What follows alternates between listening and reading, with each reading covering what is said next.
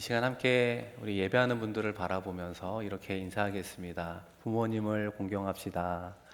부모님을 공경합시다. 우리 한 번 더 인사할 때요. 중보기도의 은혜를 누립시다.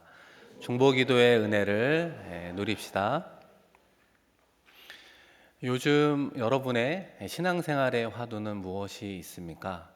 제가 얼마 전에 카톡으로 어느 성도님으로부터 받은 메시지 하나가 있습니다. 목사님, 제가 모태신앙인데요. 처음으로 성경을 일독했습니다. 40평생 만에 처음 이루어진 역사적인 날, 기적의 날이라고 기쁨의 소식을 전해 주었습니다.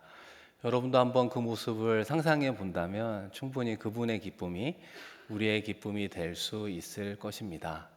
또 어떤 신앙의 화두가 있을 수 있을까요? 아마 대표적으로 기도가 아닌가 생각하게 됩니다. 기도란 무엇인가? 라고 하는 질문으로부터 시작해서 하나님은 왜 우리의 기도에 더디 응답하시는가? 라고 하는 다소 답답하기도 하고 안타까운 마음에서 나오는 질문에 이르기까지 우리는 험한 인생을 살아가면 살아갈수록 이 기도를 통해 하나님을 더 깊이 알아가려고 애쓰는 모습을 보게 된다는 것입니다. 그런 의미에서 기도란 무엇인가? 제 마음속에 다가온 기도의 정의 중에 하나는 나의 문제를 하나님에게 위임하는 것이다. 이렇게 표현할 수 있습니다. 좀 쉽게 표현해 본다면 우리 릴레이 경주 할 때 바톤 터치를 하는 게 있잖아요. 나의 문제의 바톤을 이제 내 것으로 여기지 않고 하나님에게 바톤을 넘겨주는 것, 그 바톤 터치가 이루어지는 것이 바로 기도다. 이렇게 정의할 수 있습니다. 들어보면 이해가 되기도 하고 마음에 와 닿기도 합니다. 그러나 좀 더 깊이 기도를 해 본 분이라면 이 바톤 터치가 참 어렵구나라고 하는 생각을 하게 된다는 것입니다. 진짜 기도하면 기도할수록 이런 바톤 터치가 이루어지는 영적 교류가 어떻게 이루어지는가 또 다른 실제적인 고민을 하게 된다는 것입니다. 그런 측면에서 저의 부족한 경험을 비춰본다면 이렇게 좀 설명을 할 수 있습니다. 우리가 기도할 때 하나님께서 보시기에는 가짜 기도가 있고요. 하나님 보시기에는 진짜 기도가 있다는 것입니다. 우리가 보기에는 구분하기가 좀 어려워요.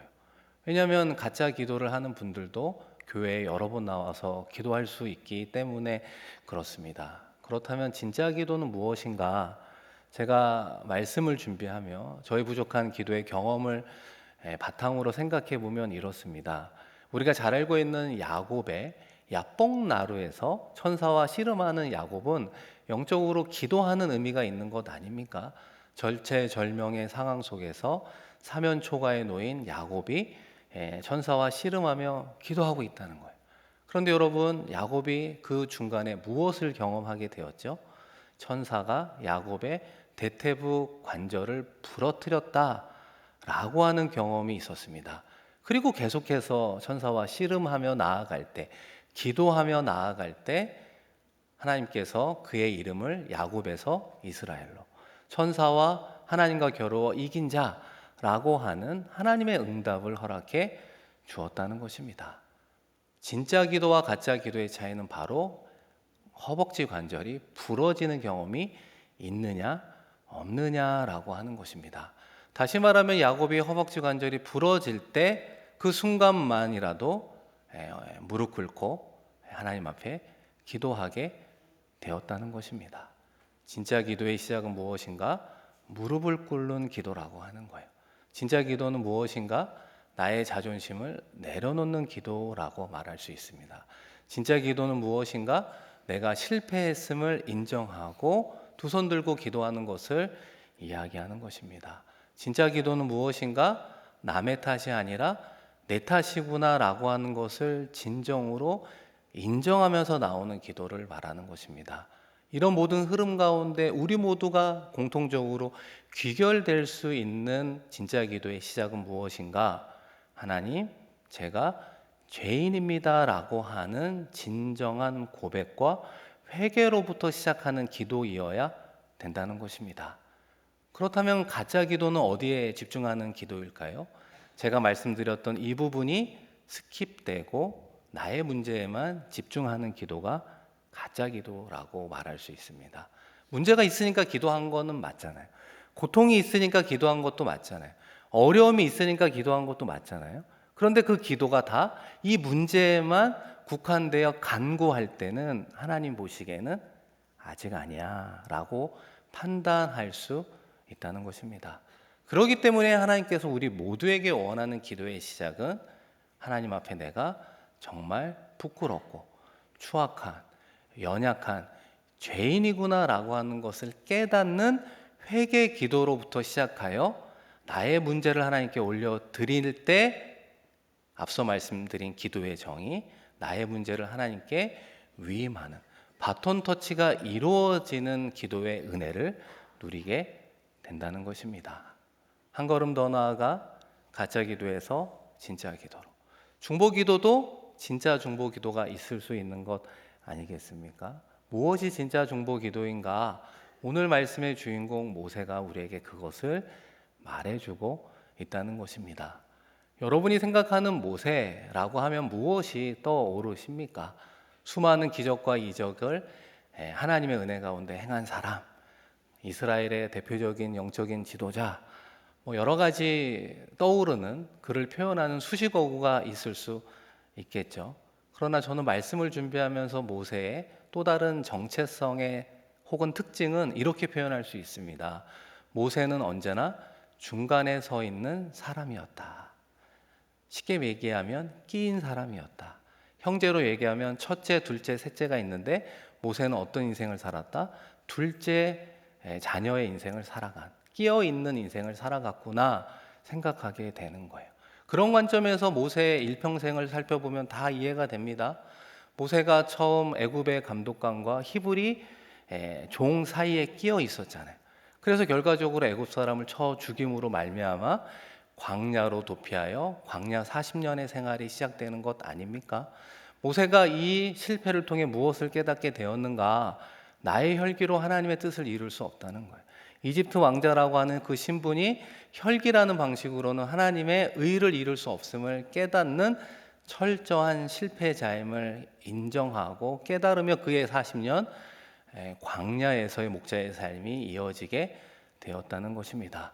그 과정을 통해서 그가 어떤 사람으로 변해하게 되었을까요?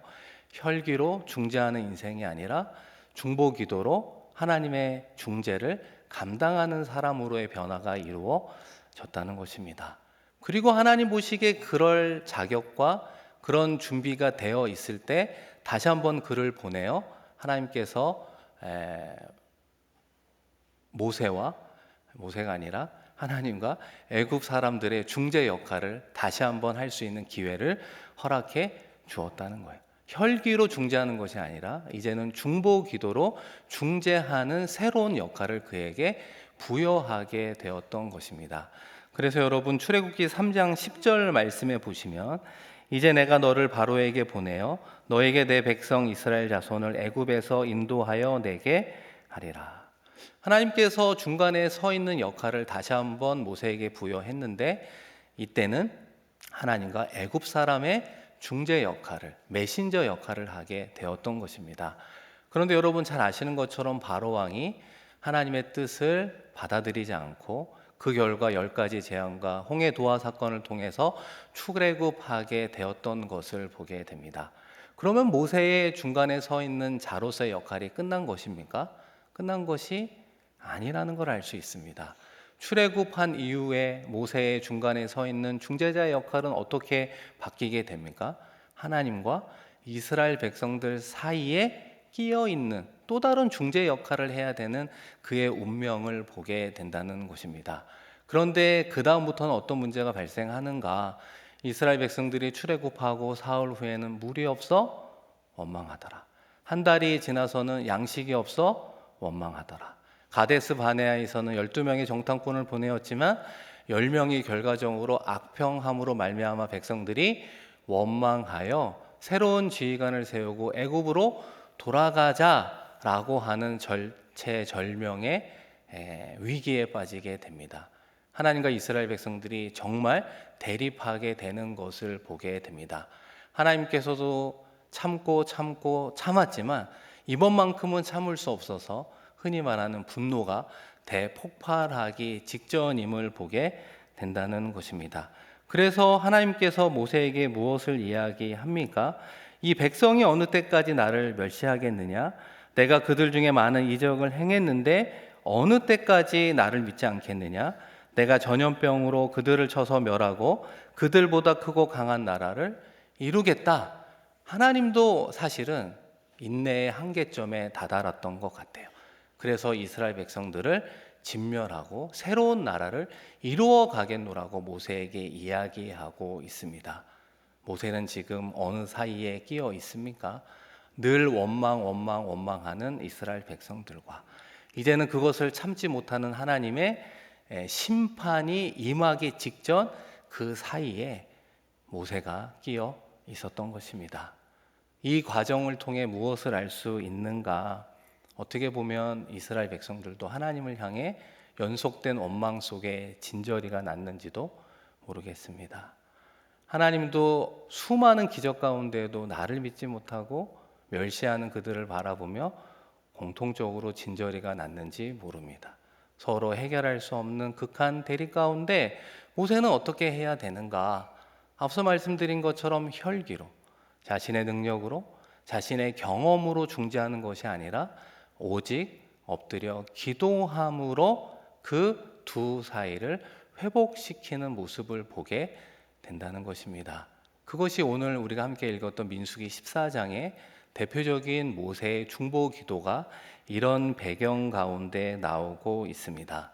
이 모세의 진짜 중보 기도는 크게 두 가지로 나누어 있습니다. 첫 번째는 설득 기도고요. 두 번째는 간구 기도입니다. 우리가 먼저 설득 기도를 살펴보면 내용이 이렇습니다.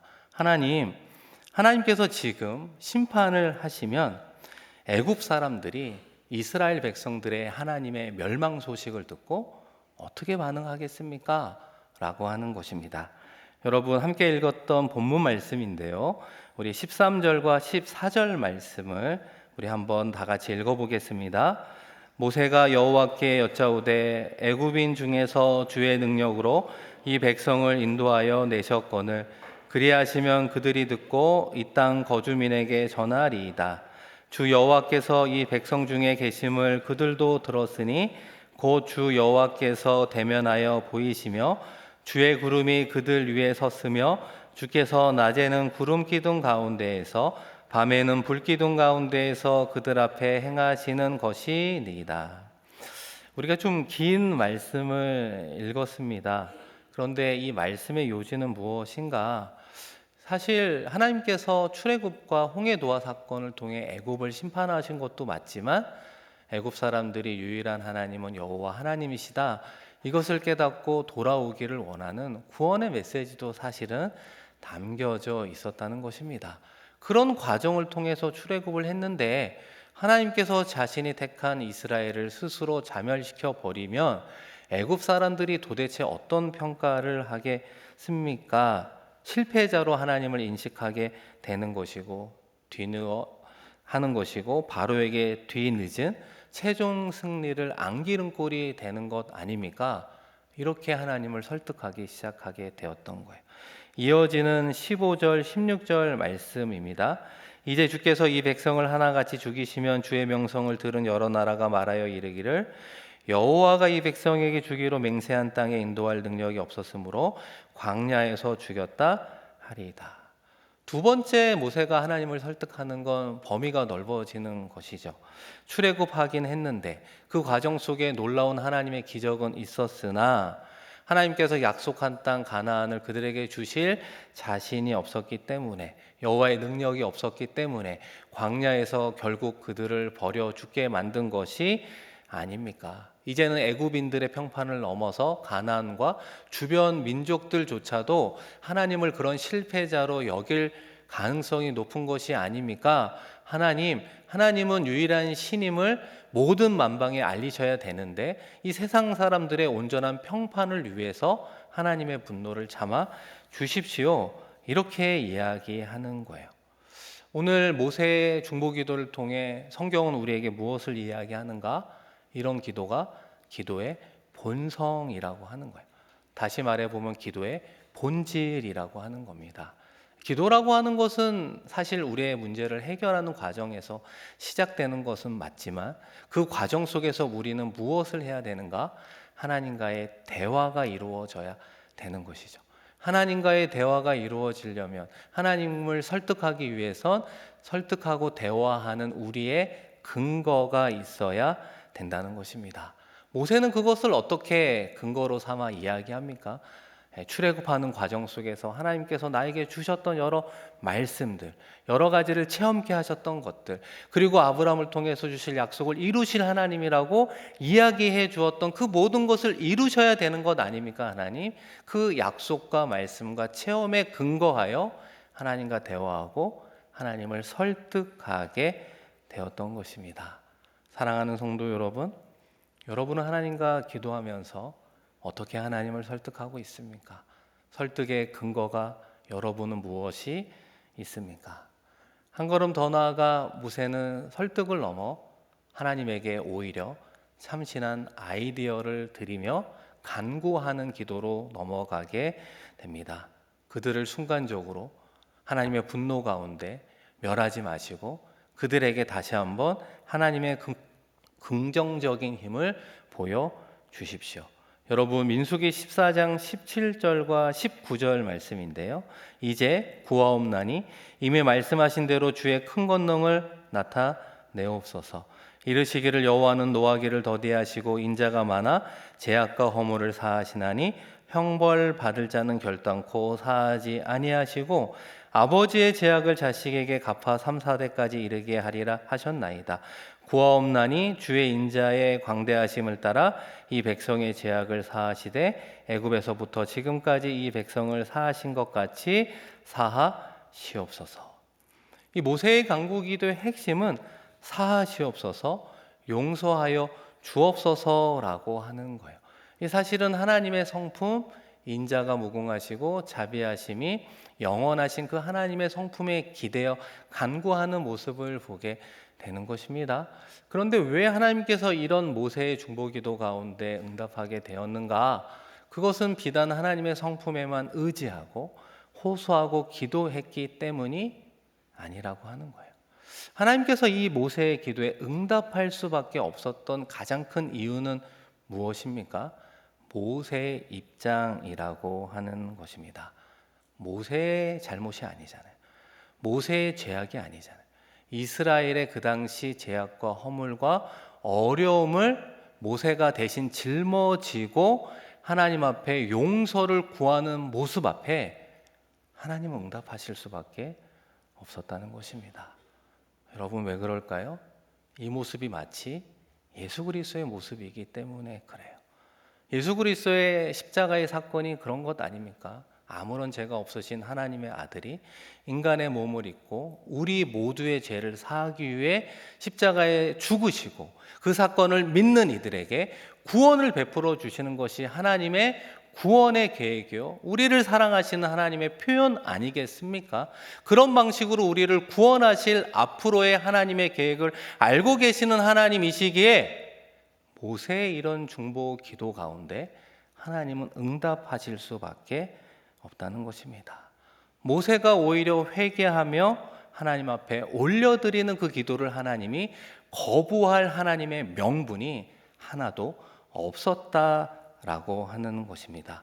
그렇기 때문에 그 기도 가운데 하나님의 응답이 여러분 어떻게 나오고 있습니까? 첫 번째는 하나님이 모세가 제시한 핵심에 동의를 한다는 것입니다. 이어지는 20절 말씀에 보시면 여호와께서 이르시되 내가 너의 말대로 사하노라. 용서해 주겠다. 약속해 주셨어요. 분노 가운데 심판이 아니라 다시 한번 용서해 주셔 기회를 주시는 모습을 보게 된다는 것입니다. 그런데 여러분, 두 번째가 무엇입니까? 용서의 확약에 조건 하나를 붙이게 됩니다. 이스라엘 백성들이 그에 합당한 벌을 받아야 한다는 거예요. 약속의 땅으로는 그들은 넘어갈 수 없다.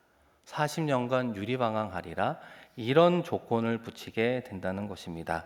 이어지는 21, 23절입니다. 그러나 진실로 내가 살아있는 것과 여호와의 영광이 온 세계에 충만한 것을 두고 맹세하노니 내 영광과 애굽과 광야에서 행한 내 이적을 보고서도 이같이 10번이나 나를 시험하고 내 목소리를 청종하지 아니한 그 사람들은, 여러분 23절은 한번 같이 읽겠습니다. 내가 그들의 조상들에게 또 나를 멸시하는 사람은 한 사람도 그것을 보지 못하리라. 결과적으로 1세대들은 40년간 유리방황하는 것을 하나님께서 조건부로 벌을 허락해 주었습니다. 그리고 우리가 알고 있는 갈렙과 여호수아, 그리고 이 세대들만 약속의 땅 가나안에 들어가게 되었던 거예요. 그래서 결과적으로 아브라함에게 약속하셨던 그 모든 약속을 이루시는 모습을 우리에게 보여주고 있다는 것입니다. 사랑하는 성도 여러분, 그런 의미에서 모세의 중보기도는 진짜 중보기도의 모델이 되고 있구나, 우리에게 말씀하고 있습니다. 두 가지 기도를 드렸다고 말씀을 드리잖아요. 설득기도와 간구기도라고 하는 거예요. 여러분은 어떻게 하나님을 설득할 수 있습니까? 내가 하나님과 대화하면서 하나님 이렇게 해 주셔야 하지 않겠습니까? 이것이 사실 우리의 기도의 도착점이라고 한다면, 그 과정 속에서 하나님은 왜 그런 과정으로 인도하여 주셔야 됩니까? 라고 하는 하나님을 설득할 만한 근거가 여러분에게는 무엇이 있습니까? 대표적으로는 약속의 말씀이 있을 수 있겠죠. 하나님께서 지금껏 살면서 나에게 주셨던 체험이 있을 수 있겠죠. 하나님께서 특별한 은혜 가운데 인도해 주셨던 인도하심들이 있을 수 있겠죠. 여러분의 개인의 신앙의 역사를 통해 하나님이 기억하시고 들어주셔야만 하는 그 내용을 가지고 하나님 앞에 설득하라. 그것이 우리가 기도해야 되는 자세임을 보게 된다는 것입니다. 어떻게 보면 말씀을 선포하는 저와 동일하게 우리 목회자로 살아가는 사람의 또 다른 근거가 있다면, 설득의 근거가 있다면 바로 설교라고 말할 수 있습니다. 설교하고, 우리 모두는, 목회자는 무엇을 위해서 기도합니까? 부족한 종을 통해 선포한 기도가, 말씀이, 그것을 아멘으로 받고 순종하는 이들에게 하나님 응답하여 주옵소서. 이것은 목회자가 하나님을 설득할 수 있는 강력한 근거가 되는 것 아니겠습니까? 주일날 예배하는 모든 교회에서 공통적으로 모든 목회자가 하나님을 설득할 수 있는 대표적인 근거가 그러하지 않겠습니까? 말씀 선포를 듣고 순종하는 이들에게 하나님 응답하여 주시옵소서. 응답해 주셔야 됩니다. 하나님을 설득하며 나아갈 수 있다는 것입니다. 여러분은 어떻게 하나님 앞에 간구하며 나아갈 수 있는가? 모세의 기도의 내용으로 국한되어 생각해 본다면, 모세는 우리에게 앞서 말씀드린 자신을 원망하며 배척했던 이스라엘 백성들의 사죄를 위해서 중보했던 그 기도를 하나님은 결단코 외면하지 않았다라고 하는 것입니다. 외면하지 않고 그런 중보 기도에는 반드시 응답하실 수밖에 없었음을 보게 된다는 것입니다. 예수 그리스도를 통해서 우리에게 구원을 베풀어 주실 하나님이셨기 때문에 다른 이들의 연약함과 허물과 어려움을 가지고 우리가 중보 기도할 때 하나님은 반드시 응답하시는 것입니다. 사랑하는 성도 여러분, 설교 이후에 우리 모두가 성찬에 참여하게 됩니다. 예수 그리스도의 희생의 사건, 구원의 사건이 우리에게 어떤 의미로 다가와야 되겠습니까? 개인주의로, 이기주의로 만연한 세상 속에, 어떻게 보면 나와 가족만 잘 살면 되지라고 하는 이 세상 속에서 다시 한번 모세의 중보 기도와 예수 그리스도의 구원의 사건은 다른 이의 허물을 내가 짊어지고 기도하겠습니다, 주님께 나아가겠습니다 라고 이야기할 때 하나님께서는 반드시 하나님의 긍휼하심과 하나님의 인자하심으로 그 기도한 그곳에 임하여 주실 것입니다. 그런 과정을 통해 우리가 속한 개인과 일터와 모든 공동체를 하나님께서 살려내시는 것 아니겠습니까? 바라기는 이번 한 주 가짜 기도자가 아니라 진짜 기도자로, 다시 한번 진짜 중보 기도자로 서는데 승리하는 우리 모두가 되기를 주님의 이름으로 축원드립니다.